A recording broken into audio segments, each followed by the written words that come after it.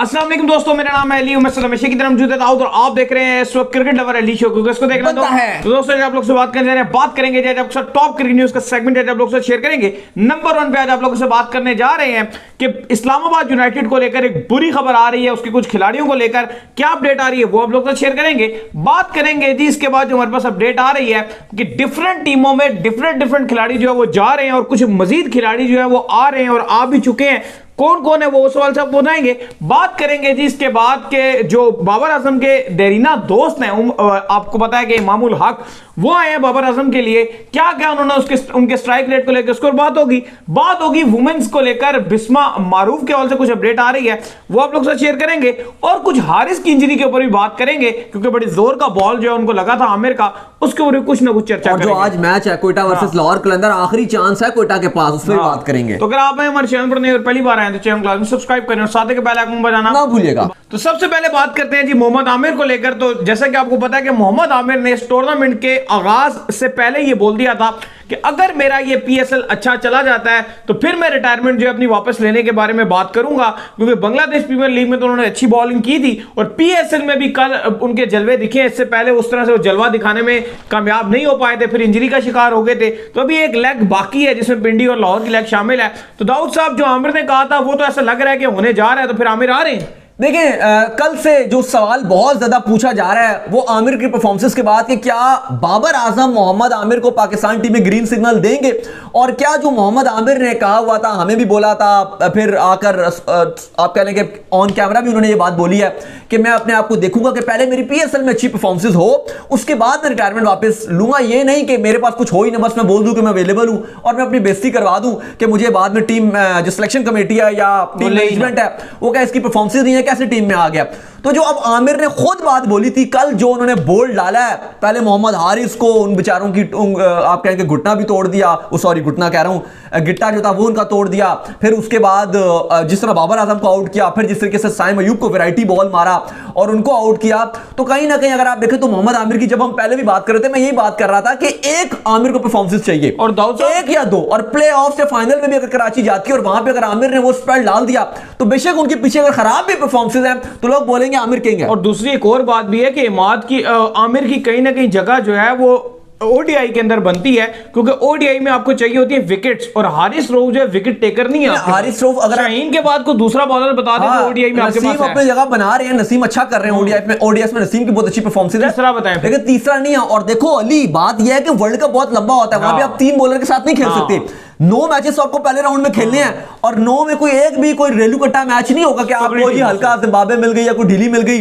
2 खाली जो हल्की टीमें होंगी वो भी है बांग्लादेश जो हल्की है ही नहीं कहीं से, और इंडियन कंडीशन में तो बांग्लादेश को सब देखेंगे वो करेंगे क्या।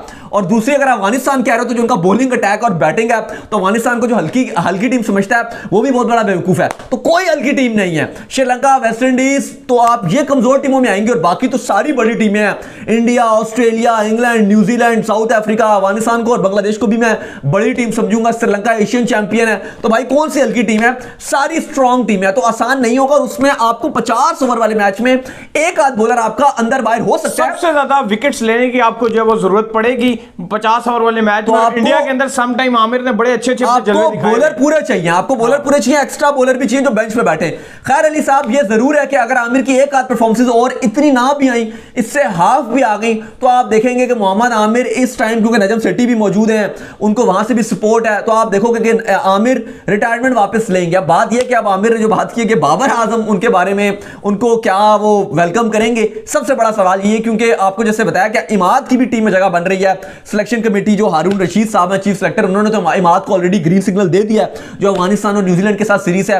लेकिन अब बाबर के जो अगले हफ्ते मीटिंग है उसमें बाबर के हाथ में कि बाबर क्या इमाद को ग्रीन सिग्नल देंगे या नहीं देंगे, तो कहीं ना कहीं टीम मैनेजमेंट के ऊपर भी जाता है। बात का आगाज करते हैं नंबर 1 खबर के साथ जो कि हमारे पास आ रही है। तो दाऊद साहब इस वक्त जो नंबर 1 खबर आ रही है हमारे पास, वो खबर यही निकल कर सामने आ रही है कि अगर हम बात करें इस्लामाबाद यूनाइटेड की, तो उनको लगा है बड़ा झटका मुंद्रो की शक्ल में, क्योंकि मुंद्रो जो है उनके वो हो चुके हैं इंजर्ड। कौन आ रहा है जी उनकी जगह? देखिए काफी बुरी खबर है इस्लामाबाद यूनाइटेड के लिए। खैर कुछ अच्छी खबर भी और कुछ बुरी खबर भी है। पहली तो बुरी खबर यह है कि उनके पास 3 से 4 प्लेयर उनके अनअवेलेबल होने जा रहे हैं, क्योंकि आपको पता है मोहम्मद वसीम जूनियर साहब जो थे, जूनियर साहब उनको फ्लू हो गया था, बुखार था, जिसकी वजह से वो पहले बाहर हुए थे। अभी उम्मीद है कि शायद वो बेहतर हो जाएंगे, लेकिन मुंड्रो साहब जो है उनका थंब इंजरी हो गई है।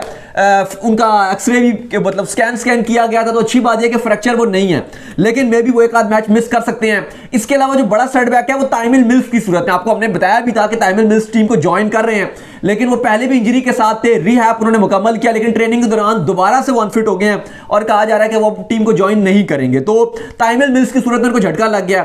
जो अच्छी खबर है, बेहतरीन न्यूज़ है, वो ये है कि हेलस्टॉर्म एलेक्स हेल्स जो सबसे बड़ा खिलाड़ी है एसपीएसएल का, एग्रेसिव खिलाड़ी है, इस्लामाबाद का सबसे बड़ा हुक्म का इक्का, उसने टीम को ज्वाइन कर लिया। कल तस्वीरें भी लगाई हुई थी, इस्लामाबाद में मौजूद थे, बड़े चाय की सुस्कियां ले रहे थे या कॉफी शायद पी रहे थे एलेक्स हेल्स, तो वो टीम को ज्वाइन कर चुके हैं। लेकिन ये इस्लामाबाद को थोड़े से जो है वो आप कह लें कि बुरी खबर है। इसके अलावा अली साहब बाकी भी काफी खबरें आ रही हैं, काफी फ्रेंचाइजीज क्योंकि आपको पता है कर रही हैं जो क्रिकेट इस टाइम बहुत चल रही है। अगर आप देखें ऑस्ट्रेलिया और इंडिया अपना टेस्ट मैच खेल रहे हैं, अलबत्ता इंग्लैंड के जितने खिलाड़ी थे वो भी चले गए। रॉय की बात करें वो चला गया, विंस की बात करें वो चला गया।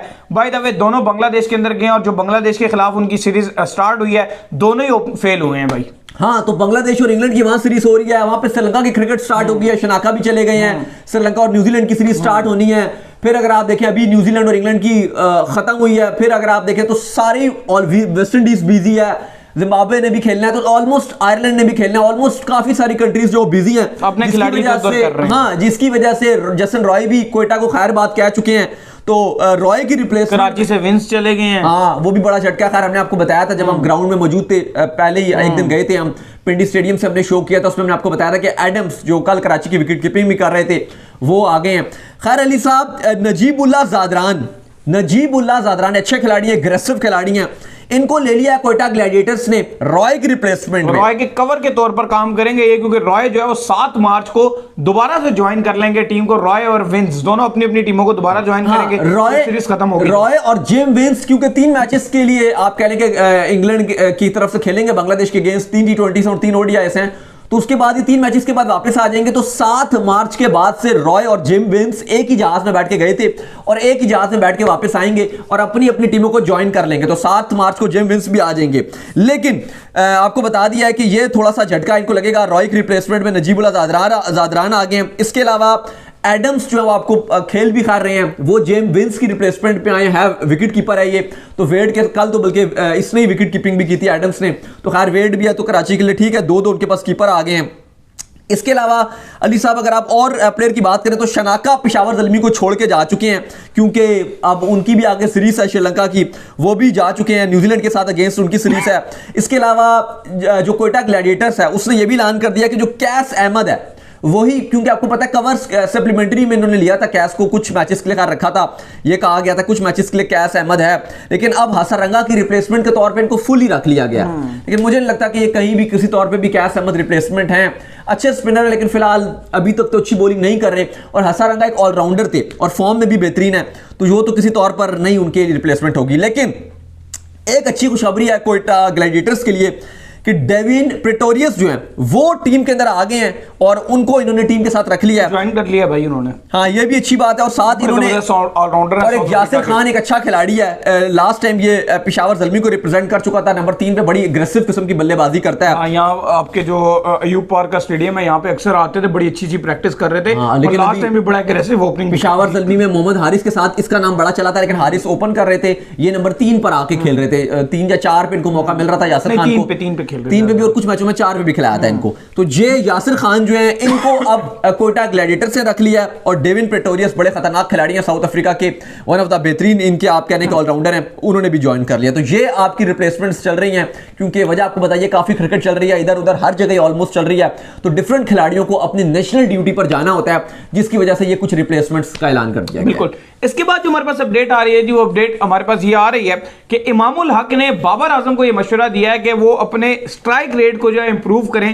कहानी ये हुई थी कि एक शो के अंदर, आजकल आपको पता है कि जो शो जारी है उसमें अफरीदी और इमामुल हक भी वहीं पर मौजूद होते हैं, तो शाहिद खान अफरीदी ने कहा कि मैंने बाबर आजम को मशवरा दिया है कि बाबर आजम जो है एज अ मैच फिनिशर अपने आप को साबित करें, जैसे Virat Kohli as a match finisher अपने आप को साबित करता है। मतलब ओपनिंग तो वो अच्छी करते हैं, लेकिन एक टाइम पर जाकर थोड़ा उनका स्ट्राइक रेट जो है नीचे आ जाता है। फिर जिस पर इमामुल हक आए और उन्होंने कहा कि वहीं पर शो के दरमियान की ये बात हमने बाबर आजम से की, और बाबर आजम को इस बात का आइडिया भी है और बाबर आजम इसके ऊपर काम भी कर रहे हैं, और वो अपने आप से बड़ा नाराज नाराज होते हैं क्योंकि 10 ओवर खेलने के बाद वो कहते हैं कि मुझे बॉलर के लिए थ्रेट बन जाना चाहिए। नहीं देखो, ये कहीं ना कहीं इमाम ने जो बात कही, उन्होंने कहा कि बाबर आजम को ये रियलाइज है इस बात का कि आखिर में मैं कुछ नहीं कर पाता। और आप देखें लास्ट मैच भी, जब इससे पहले वाला मैच था, जब एंड तक बाबर आजम ने 20 ओवर खेले और आखिरी 4-5 ओवरों में एक बाउंड्री भी नहीं लगी बाबर आजम से। तो ये एक अच्छी बात है कि इमाम ने बोला कि बाबर इस बात पे रियलाइज करते हैं कि उनको अपनी बैटिंग पे इंप्रूवमेंट की जरूरत है। क्योंकि देखो, आप तब तक नहीं हारते जब तक आप हार मान जाते हैं। अगर आप नहीं हार मानते तो इसका मतलब है कि आपने जब तक ट्राई करना नहीं छोड़ी तो इसका मतलब है कि आप नहीं हारे। और ये अच्छी बात है, बड़ी जबरदस्त बात बताई इमाम ने कि बाबर को ये पता है कि उनकी मिस्टेक है। असल चीज ये क्योंकि कुछ खिलाड़ी ऐसे हैं जिनको पता होने के बावजूद भी वो कहते हैं नहीं हम ठीक हैं। हाँ, जब आप कहते हो ना हम ठीक है, फिर ये बड़ा गलत होता है, फिर आप इंप्रूव नहीं कर पाते। मतलब अगर बाबर कहे जी मैं डेथ ओवर का फिनिशर भी हूं, तो ये गलत बात है, वो नहीं है, सबको नजर आ रहा है। लेकिन अगर बाबर मान लेंगे तो इंप्रूवमेंट कैसे करेंगे? तो ये बड़ी अच्छी बात बताई है इमाम ने कि बाबर को इस बात को पता है, क्योंकि अगर उनको पता है ना तो ठीक है, अगर नहीं हो रहा कोई बुराई नहीं है, वो शायद इंप्रूवमेंट इसके ऊपर लाएंगे और मेहनत करेंगे। और एट द एंड अगर आप देखें ठीक है मेहनत करेंगे तो अल्लाह ताला भी साथ देता है मेहनत करने वालों का। तो ये अच्छी बात इमाम ने किया कि उन्हें पता है इस बात का कि उनकी परफॉर्मेंसेस नहीं होती हैं, आखिरी टाइम पे उनसे हिट नहीं लगते हैं, और वो इस पर पूरा काम कर रहे हैं। क्योंकि आफरीदी ने बोला था और उस पर बाबर के काफी फैंस ने आफरीदी को एक्स्ट्रा क्रिटिसिज्म भी किया था, वो हम भी बात कर रहे थे, बदला नहीं था। उन्होंने बात ठीक की थी कि अभी बाबर आजम को एक मैच प्लेयर बनना है। रन बाबर आजम खूब बना रहे हैं, ओडीआई की रैंकिंग में नंबर 1 है, T20 में टॉप में नजर आते हैं, टॉप 3-4 में, टेस्ट में टॉप 5 में नजर आती हैं। अच्छा, कुछ लोग ये डिबेट करते हैं फिर कि यार देखें बाबर आजम का काम है ओपनिंग करना और मैच फिनिश करना पीछे से किसी का काम है। देखें जब बाबर आजम खुद अगर खेलते रहेंगे ना 19वें 20वें ओवर तक, तो बाबर का ही काम है, बाबर का ही काम है, फिर आप आउट हो जाओ ना, कैसे करेंगे आप? ये तो वही बात है ना। अभी एक और मैच हो रहा था पिछले दिनों, किसके साथ मैच था यार, वो इनका पेशावर ज़ल्मी का, जिसमें आपको पता है बाबर आजम बड़ा खुद से बड़ा नाराज हुए थे, मेरे से हिट ही नहीं लग रहा आखिरी ओवर में आके। तो ये मसला फिर चलता है भाईजान उनके। वही तो बात है कि बात आपकी बिल्कुल ठीक है कि फिर बाबर आजम आउट हो जाए ना, जैसे अब काफी लोग कह रहे हैं बाबर क्यों फिनिश करे, तो बिल्कुल ठीक बात है, बाबर क्यों फिनिश करे, ये तो काम मिडिल ऑर्डर का है। लेकिन बात वही है कि अगर आप आउट ही नहीं हुए, देखो जो कहानी है ना ओपनर की, वो कहानी ये आती है जो मतलब एक नॉर्मल जो जाविया ओपनर का वो ये है, अगर कोई ओपनर 10 ओवर खेल गया ना, फिर वो अगली टीम के लिए T20 में थ्रेट है, क्योंकि फिर जो बॉल आएगी वो बाहर जानी चाहिए। क्योंकि देखें अब कल के मैच कल के मैच की आपको एग्जांपल दूं, बाबर 0 पर आउट हुए, आमिर ने प्यारी बॉल डाला है, लेकिन आपने उसके बाद देखा कि जो हसीबुल्लाह लड़का था उसने गेयर खींच के उसने ये नहीं किया कि अब ये मैं बोलूं कि 3 आउट हो गए थे तो मैं क्या करता भाई 3 आउट हो गए तो अब मैंने 30 पे 30 ही बनाना था या 50 बॉलों पे 40 बनाना था, उसने ये नहीं किया, उसने अपनी गेम खेली। और आप देखो कि क्या बोर्ड पे स्कोर लगा दिया पेशावर ज़ल्मी ने फ्रॉम नोवेयर, क्योंकि हसीबुल्लाह ने जिस तरीके से गेम को चार्ज किया, उसने ये नहीं कहा कि वो फलाने ने नहीं किया, ढिमकाने ने नहीं किया, हारिस ने नहीं किया, साइम अयूब ने नहीं किया, बाबर ने नहीं किया, ये नहीं, उसने कहा कि नहीं मेरा रोल है, मैं इस टाइम आ गया हूं तो मुझे ही करना है। तो बात बिल्कुल ये ठीक है, आगे चले। बिल्कुल, इसके बाद जो हमारे पास अपडेट आ रही है जी, वो अपडेट हमारे पास आ रही है पीएसएल को लेकर 8 टीम्स के हवाले से। आपको पता है कि पीएसएल के अंदर इस वक्त जो है वो 6 टीमें हैं और काफी टाइम से जो है लोग ये आवाजें उठा रहे हैं कि मजीद टीमें ऐड करो भाई, कश्मीर की टीम ले आओ और किसी शहर की जो है वो टीम ऐड कर दो। तो इसको लेकर अब नजम सेठी जो है सामने आए हैं, उन्होंने क्या कहा जी? देखिए नजम सेठी ने इस पर बात किया है, वो कहते हैं जी कि रमीज राजा वगैरह ने कॉन्ट्रैक्ट कर लिया था, वरना मेरी तो ख्वाहिश है कि 8 टीमें करूं, क्योंकि जो बड़े बड़े आप कह लें कि ब्रांड्स के मालिक हैं, बड़े बड़े बिजनेसमैन हैं, वो तो चाहते हैं भारी अमाउंट देने को तैयार हैं। जितनी पीएसएल की सारी टीमों की कुल मिला के कीमत नहीं बनती उतने की वो एक कोई छोटे से शहर मान के सियालकोट आप इंट्रोड्यूस करवा दो, पिंडी इंट्रोड्यूस करवा दो, हैदराबाद करा दो, फैसलाबाद करा दो, कश्मीर करा दो, कोई बन्नू करा दो, केपीके का कोई सिटी करवा दो, कुछ भी करवा दो, बलूचिस्तान का कोई करवा दो, कुछ भी करवा दो, उसकी इतनी अमाउंट मिल रही है जितनी वो कह रहे हैं कि इन सारी टीमों का मिक्सचर मिला के आपको नहीं, बड़े बड़े शहर हैं कराची लाहौर वगैरह, इनके मिला के इतनी बड़ी अमाउंट नहीं बन रही होगी, वो देने को तैयार है क्योंकि पीएसएल ब्रांड बहुत बड़ा है। वो बात ठीक है, लेकिन वो कहते हैं जी कि रमीज राजा ने कॉन्ट्रैक्ट किया हुआ है, इनका करके गए हैं कि 2 साल तक टीमें नहीं बढ़ाएंगे। लेकिन देखिए मैं और आप अभी ऑफ द कैमरा भी बात कर रहे थे कि जैसे कल मैच था पेशावर और कराची का, बहुत हाई वोल्टेज मैच था, रिकॉर्ड व्यूवरशिप गई है। कराची लाहौर का बड़ा हाई व्यूवरशिप वाला मैच जाता है, कराची मुल्तान का बड़ा अच्छा जाता है, लाहौर के 2-3 मैचेस पड़ते हैं बड़े अच्छे जाते हैं। लेकिन बहुत सारे ऐसे मैचेस होते हैं लाइक आप कह लें कि क्वेटा और जैसे आप मुल्तान खेल रही होती हैं आपस में, या आप कह लें कि मुल्तान और पेशावर खेल रहे होते हैं आपस में, वो मजा ही नहीं आता बिल्कुल भी। तो ये ना हो कि इतनी टीमें बढ़ा दी जाएं कि पीएसएल के 70% मैचेस की राइवलरी ना हो, फिर वो मजा नहीं आएगा। और फिर आपको देखो आपको देखना पड़ेगा कि उतने लड़के भी आ रहे हैं कि नहीं, क्योंकि स्टार तो आपके पास गिने चुने ही है ना जो आपके पास प्लेयर हैं, आपने हर 2-2 टीमों में सब 2-2 प्लेयर्स हर टीमों में डाले हुए हैं। ये ना कि आपके पास इतने प्लेयर ही फिर अवेलेबल ना हो, क्योंकि फिर अब आप आईपीएल की एग्जांपल है आपके पास, अभी तक उनकी 8 टीमें थी तो आईपीएल बड़ा अच्छा नजर आ रहा था, बड़ा तगड़ा नजर आ रहा था, लेकिन जब 10 टीमें की है ना, ऐसा लग रहा है थोड़ा सा खेच ज्यादा दिया। आपने जो मिसाल दी उसकी मिसाल लास्टिक की तरह हो गया है। सम टाइम अब कोयटा खेल रहा होता है तो मैं देखता हूँ व्यूअरशिप ही नहीं होती, नहीं होती, डाउन हुई होती है। कोयटा और पेशावर खेल रहे होते हैं, नहीं व्यूअरशिप डाउन हुई भी होती है, या मुल्तान खेल रहा होता है।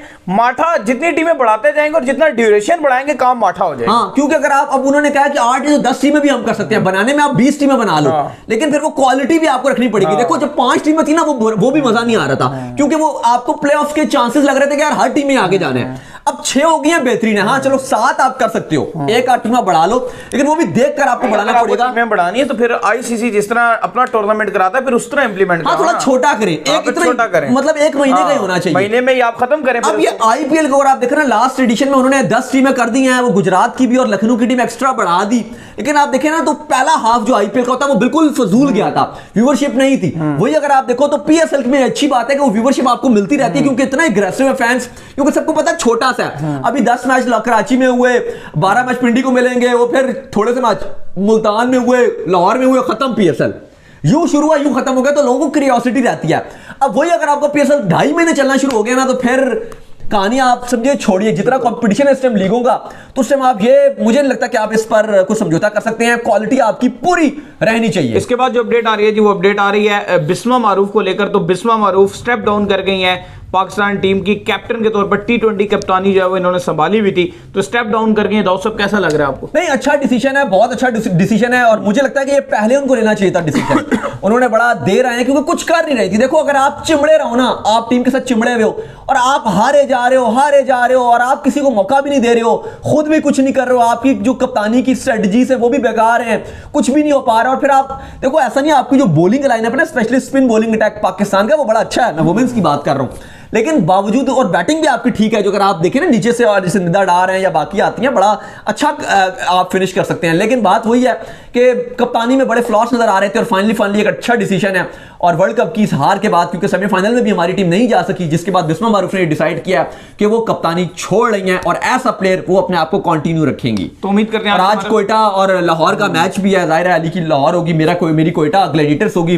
लेकिन अली साहब, कोयटा के पास आज आखिरी चांस है सरफराज के ऊपर भी, क्योंकि बहुत ज्यादा क्रिटिसिज्म हो रहा है। रॉय ऑलरेडी जा चुके हैं टीम को छोड़कर, हसारंगा आए नहीं है, ये व्हाटएवर रीजंस जो भी तक ने कह दिया कि उनके ऑनर को मशवरा दे दिया कोयटा कि आप सरफराज को कप्तानी से हटा दें। हाँ, उनका मानना है कि उनको ऐसा प्लेयर अपनी टीम में जगह बनानी चाहिए। लेकिन आज मुझे लगता है कि कोयटा को हर हाल में जीतना है। अगर आज भी अली साहब कोयटा हार गई ना, तो फिर तकरीबन शायद कोयटा आगे अच्छा भी कुछ करे, लेकिन फिर समझे कि कोयटा इस एडिशन में भी बिल्कुल 0/0 या आखिरी नंबर पर ही रहेगी। और सरफराज को अपना अगर प्राइड बचाना है, तो आज की जीत इंतहाई जरूरी है। कोयटा प्रेशर में भी बहुत ज्यादा है, प्रेटोरियस ने खैर टीम को ज्वाइन कर लिया है। आपको बताएं 1-2 प्लेयर अच्छे उनके पास हैं भी, तो आई होप कि कोयटा अच्छा करेगी और इस पीएसएल में 4 चांद लगा के रखेगी। वरना अगर कोयटा गई तो फिर मुकाबला समझ आएगा कि टॉप 5 में ही है। तो उम्मीद करते हैं आज का हमारा शो आपको आएगा पसंद। वीडियो को लाइक कीजिए, हमारे चैनल को सब्सक्राइब कीजिए, साथ लगे बेल आइकन को बजाइए, और एक और काम कर लीजिए, और वो ये कर लीजिए, इंस्टाग्राम इनको फॉलो कीजिए। इंस्टाग्राम में मुझे फॉलो कर लीजिए, वहां पे मैं मौजूद हूं दाऊद क्रिकेट के नेम से। अगर आपको कोई सवाल हो तो भेजिएगा, इनको भी फॉलो कर लीजिए। लवली ऑफिशियल के नाम से लिंक डिस्क्रिप्शन में मौजूद है, जाइए फॉलो कीजिए। फिर मिलते हैं। अल्लाह हाफिज़।